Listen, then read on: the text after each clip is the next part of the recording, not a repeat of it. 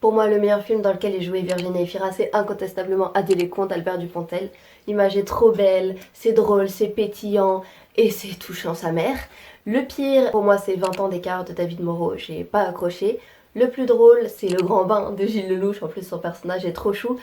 Et pour le plus triste, comment dire que j'hésite entre En attendant Bojangles, entre Revoir Paris, entre Un amour impossible, entre Adieu les cons. Donc la filmo de Virginie Efira, c'est pas mal si vous voulez pleurer. On passe à François Civil. Pour moi, son rôle le plus iconique, c'est celui qu'il a dans L'amour ouf de Gilles Lelouch. C'est quand même une grande histoire d'amour, ça envoie.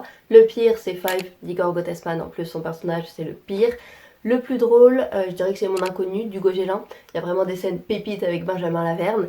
Et le plus triste, je dirais Le Chant du Loup d'Antonin Baudry. Alors Marion Cotillard, pour moi son meilleur film c'est Juste la fin du monde.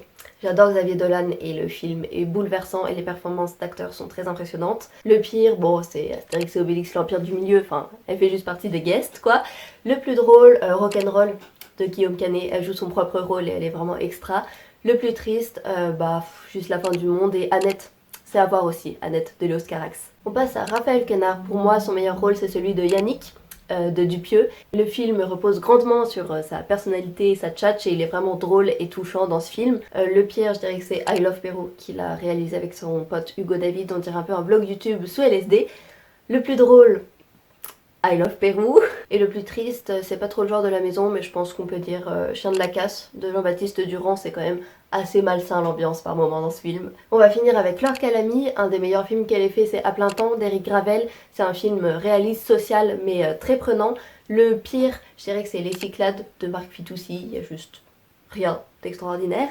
Le plus drôle, c'est Antoinette dans les Cévennes de Caroline Vignal. En vrai, c'est mon préféré avec elle. Elle est pétillante dedans, il y a des beaux paysages, etc. Et le plus triste, eh bien, je n'ai pas trouvé. Dites-moi si vous avez des idées dans les commentaires.